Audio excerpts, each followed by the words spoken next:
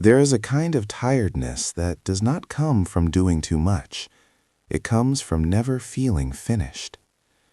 You lie down at night, and your body is still, but your mind keeps standing. Standing guard, standing trial, standing as if something terrible will happen the moment you relax. You do not call this fear, you call it responsibility. Yet your chest feels tight for reasons you cannot name. A muscle held tense for too long forgets how to release. Eventually, it begins to hurt simply from existing. This is how many people live, not in chaos, not in failure, but in constant readiness. You wake up already behind. You move through the day correcting yourself. Every mistake feels like evidence. Every pause feels undeserved. Even rest becomes a task you must earn. You tell yourself discipline will save you, so you apply more pressure. Earlier mornings, stricter rules, harsher self-talk. And still, something feels wrong. A sword kept too tight in the grip does not strike cleaner. It shakes. Most people think discipline means control. Ancient men knew it could also mean terror. Because the scariest discipline is not the one enforced by others. It is the one that never lets you stop punishing yourself. And late at night, when the world is quiet enough to hear your own thoughts, a question rises that you try not to answer. If discipline is meant to make me stronger, why does it feel like I am slowly disappearing? You were not born treating yourself this way. No child wakes up believing rest must be earned. No child thinks effort is only valuable when it hurts. This voice inside you was taught. It learned its language from praise that arrived only after performance, from silence that followed mistakes, from watching tired adults survive by pushing through everything. So when you struggle now, you assume something is wrong with you. You say you lack discipline. You say you lack consistency. You say you lack will. But look closer. You wake up even when you are exhausted. You continue even when no one is watching. You carry responsibility silently. This is not the behavior of a weak person. This is the behavior of someone who was trained to endure without being shown how to recover. The conflict inside you is not laziness versus ambition. It is loyalty versus survival. One part of you believes stopping means failure. Another part is quietly asking to breathe. And because you respect effort, you side with the voice that demands more. You call it discipline. Yet discipline without compassion becomes surveillance. You monitor every thought. You interrogate every feeling. Even peace feels suspicious. So you keep moving, not toward joy, but away from guilt. Understand this clearly. Your struggle is not a personal flaw. It is a learned response to pressure that never taught you how to end. And until something deeper changes, every attempt at self-improvement will feel like self-violence. This is where the ancient men began their training. Not by asking how far they could push, but by asking something far more dangerous. What inside me is afraid of stillness? Long before discipline became schedules and punishments, it was something far more precise. In the mountains of ancient Japan, men did not train to escape weakness. They trained to see clearly. There was a word they used, shugyo. It was spoken rarely, not explained to beginners, not written for comfort. It meant this and nothing more. Voluntary hardship undertaken to purify intent. Not to win, not to prove, not to punish. To remove what is false. That was all they were told. No methods, no promises. Just a name placed in the mind like a closed door. And the understanding that whatever lay behind it could not be reached through force alone. His name was Ichiro. Not because it was remarkable, but because it was ordinary. Men like him rarely appear in stories, yet they carry the weight of many lives. Ichiro woke before the sun, not from discipline, but from habit. His body rose the way a door opens after years of being pushed, without resistance, without choice. He lived simply, a small dwelling, few possessions. work that required precision, patience, and silence. Others trusted him. That trust became his burden. He believed usefulness was safety. As long as he performed, he would not be questioned. As long as he endured, he would belong. But inside him lived a quiet wound. Ichiro believed rest was dangerous, not because someone said so directly, but because every time he slowed, unease appeared. Stillness made him feel exposed, so he stayed busy. Even when alone, his mind rehearsed duties. Even when finished, he searched for flaws. He wanted peace, but he trusted pressure. This was his contradiction.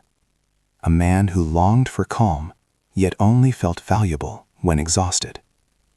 At night, when his tools were cleaned and placed in order, he would sit and feel something missing. Not motivation, not purpose, permission. And he did not know who could grant it. Ichiro decided the problem was insufficient discipline. This conclusion felt logical. It felt familiar. It felt safe. So he added weight to his days. He woke earlier, even when his body protested. He reduced his meals, calling hunger clarity. He extended his work, calling exhaustion virtue.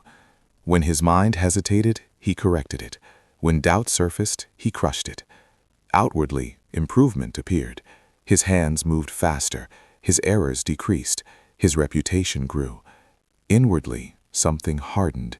He stopped noticing the sky, stopped tasting his food, stopped feeling the difference between effort and strain. Discipline became constant tension, like a bow drawn and never released. Mistakes no longer taught him. They accused him. Each failure carried a quiet verdict.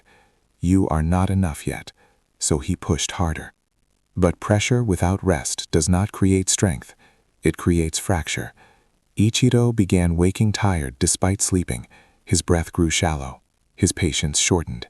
Still, he refused to stop. Stopping felt like falling, and falling felt unforgivable. He believed discipline meant domination, of impulse, of weakness, of self. He did not yet understand that domination turns inward, that when discipline is driven by fear, it consumes the very person it was meant to shape. And so the cycle continued. Effort without peace, structure without meaning, a life perfectly controlled, and quietly eroding from within. Near Ichiro's dwelling, the land sloped downward toward a narrow river. It was not wide. It was not loud. Most people crossed it without noticing. But beside the water rested a stone. It had no sharp edges, no symmetry, nothing impressive. Yet it drew Ichiro's eyes each morning as he passed. The river touched it constantly, not with force, not with intention. Water moved around it, over it, past it. The stone did not fight. It did not yield. It remained. Season after season, the water continued its work. And slowly, without sound, the stone changed. Its surface grew smooth. Its corners softened, not weaker, more complete. Ichiro noticed this and felt irritation. He had been taught that improvement required effort, that change demanded struggle. Yet this stone had endured endless contact, without tension. No ambition, no resistance, just presence. Ichiro told himself the stone was passive, that it did nothing. But something about it unsettled him, because it had become what he sought, without forcing itself into shape. The stone would return again and again in his thoughts, not as an answer, as a question he did not yet have the courage to ask. The old man appeared one evening without announcement. He sat near the river, close enough that the water spoke between them. He did not look important. His clothing was worn, his posture relaxed, almost careless. Yet there was nothing loose about his attention. Ichiro noticed him because the man was doing nothing, not resting, not waiting, simply being there. After a long silence, the old man spoke. "Why do you tighten your jaw when you walk?" The question landed without accusation. Ichiro did not know he did this. Now that it was named, he could not ignore it. "I am focused," Ichiro answered. The old man nodded. "For what danger?" Ichiro had no reply. They sat. The river moved. Finally, the old man said, "You train as if something is always about to be taken from you." This was not advice. It was observation. Ichiro felt exposed. "I am disciplined," he said. "Yes," the old man replied. And terrified. Ichiro bristled. The old man continued calmly. "Discipline driven by fear produces obedience, not clarity." Then he gestured toward the stone. "Why do you hate yourself more than the water hates the rock?" Ichiro stood abruptly. But the question followed him home. It echoed in his breath, in his dreams. The mentor had not offered a method. He had not given instruction. He had simply placed a mirror where Ichiro could not look away. Ichiro lay awake that night. The old man's words circled his mind like crows, persistent, patient, impossible to ignore. Discipline driven by fear produces obedience, not clarity. He realized slowly that he had never trained himself at all.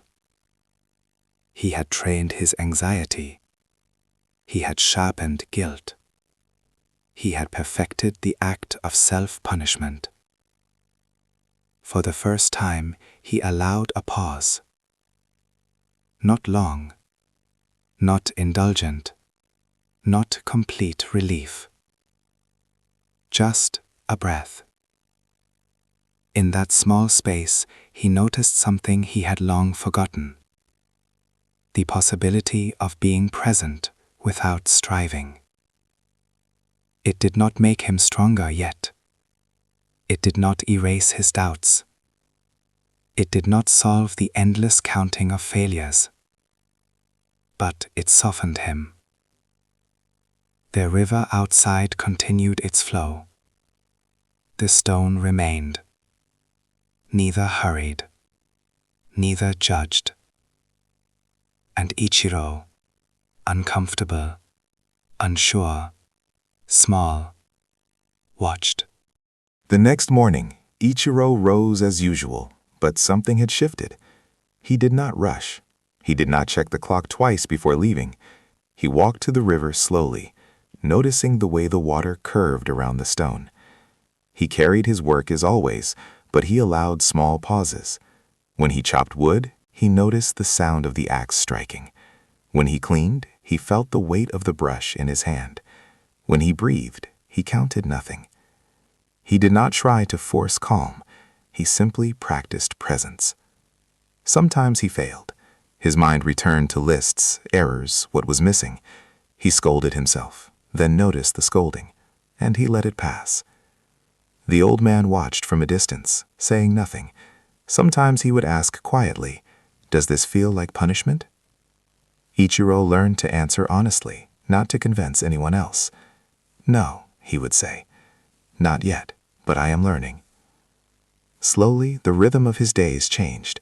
Not dramatically, not suddenly, not outwardly remarkable. The difference was internal. Pressure no longer carried the weight of judgment. Effort became a conversation with himself, not a sentence. Discipline no longer demanded his fear, it invited his attention. The stone remained beside the river. Ichiro often touched it, letting his fingers brush the cool surface. It reminded him, endurance does not need cruelty. Strength does not require violence.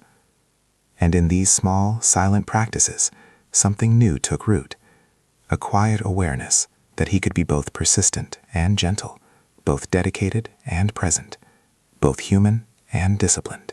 Yet habit is a patient shadow. Weeks passed. Ichiro woke one morning with a familiar tightness in his chest. The old routines whispered, "You are behind, you are failing, move faster." He ignored the river, ignored the stone. He pushed harder than ever.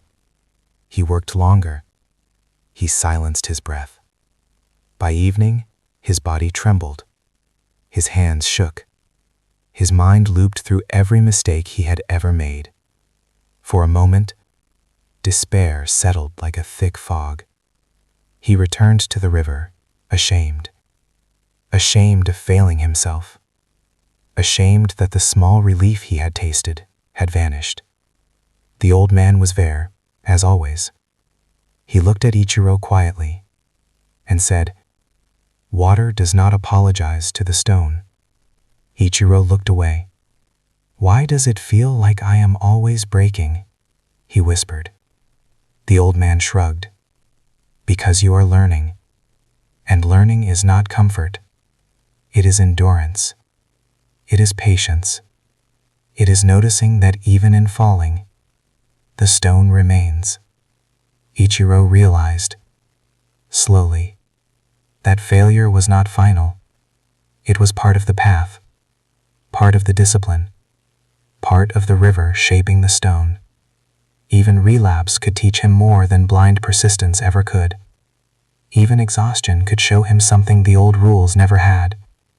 That strength need not be tyranny, and discipline need not destroy. Over time, Ichiro's days began to shift, not outwardly, but quietly, invisibly.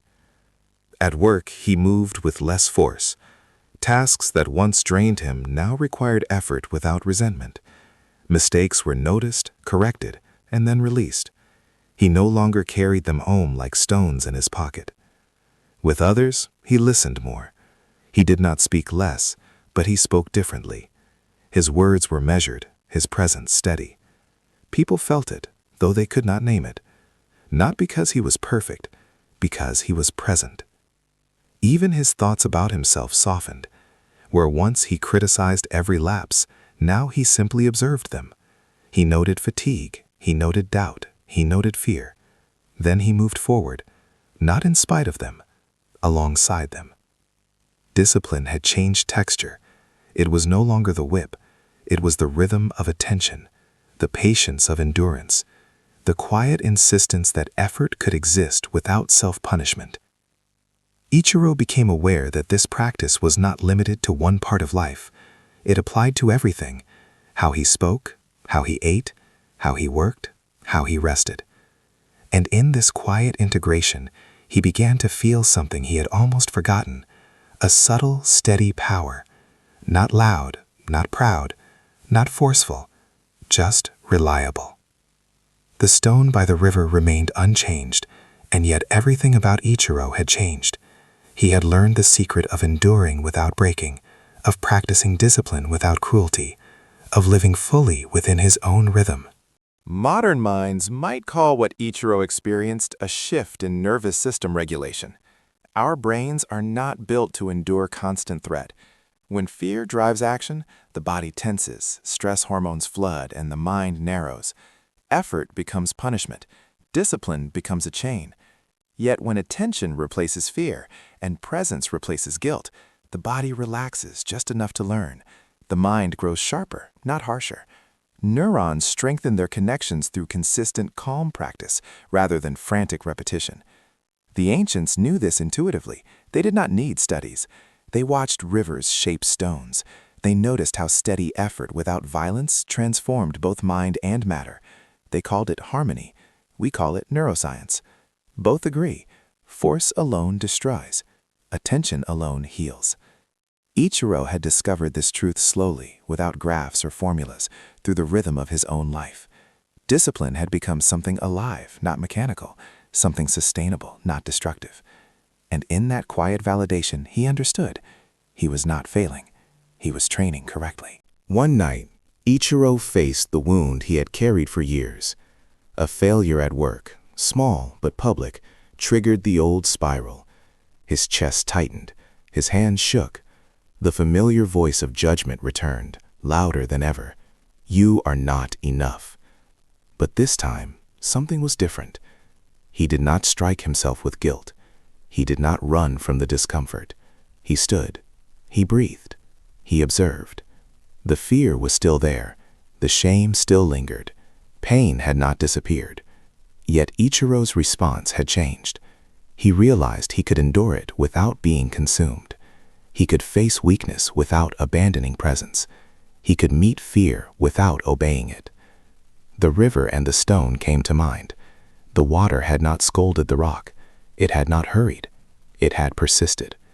Ichiro understood. Strength was not the absence of pain. Strength was the capacity to move through it, deliberately, calmly, without destroying oneself. For the first time, he felt the paradox clearly. Discipline is not mastery over life. Discipline is mastery over one's relationship with life. And in that moment, the old wound, once sharp, now tempered, became a source of quiet power. Not triumph, not victory, but clarity, presence, steady resolve. Pain remained, but it no longer dictated the shape of his life. Ichiro realized that Shugyo was not limited to one problem, one failure, or one part of his life. It was a system, a way of approaching existence. Every task, no matter how small, became a training ground. Chopping wood, listening to a friend, responding to conflict, even sitting quietly in his home. Each moment offered choice, to react with fear, judgment, or compulsion, or to move deliberately with awareness, endurance, and calm. The rules were simple. Observe without judgment. Apply effort without self-punishment. Endure discomfort without fleeing. This system was flexible. It adapted to work, relationships, and inner life. It did not demand perfection. It demanded attention. It did not demand speed. It demanded presence. Over time, Ichiro noticed that the same principles could guide more than his own mind. They could guide how he treated others, how he solved problems, how he made decisions. Discipline had expanded from punishment to partnership, with himself, with life, with the world. The stone by the river remained unchanged, but Ichiro had changed, and in that quiet evolution he understood a final truth. Endurance without cruelty becomes wisdom. Effort without fear becomes freedom. Discipline at its scariest level is the cultivation of a self that can persist without being destroyed. You who listen now, your exhaustion is not evidence of failure. Your struggle is not proof of weakness. Your relentless effort does not make you less. You have been trained to endure without being shown how to rest. You have been taught to push, to perfect, to punish yourself silently. But know this, discipline is not the whip you carry against yourself. Discipline is the quiet mastery of attention. It is the choice to move through life fully, without surrendering to fear, shame, or guilt. It is possible to be both strong and gentle, both persistent and present, both disciplined and alive. Do not mistake fatigue for inadequacy. Do not mistake effort without clarity for success. You have been carrying the weight of old lessons. It is time to meet them with awareness, not aggression. To meet yourself with honesty, not judgment. And in the stillness of this recognition, you may discover a power you have long overlooked. The ability to endure without breaking, to be disciplined without cruelty, to exist fully within your own rhythm. The river still flows. It winds around the stone without hurry. It does not scold. It does not demand. It simply moves. The stone remains, shaped silently over countless seasons. Corners softened, edges worn, yet unbroken. Its endurance is quiet. Its strength is invisible. Ichiro stands beside it, breathing. He is not perfect. He is not free from pain. He is not without fear. But he has learned something deeper. Strength does not require cruelty. Discipline does not require terror. Presence does not require perfection. And in the rhythm of water and stone, in the stillness that is neither weakness nor surrender, he has become something steady, something quietly unshakable. The same river passes, the same stone remains, and Ichiro, like you, can endure, change, and persist without destroying himself along the way. The night is calm, the lesson is simple, and the truth is certain.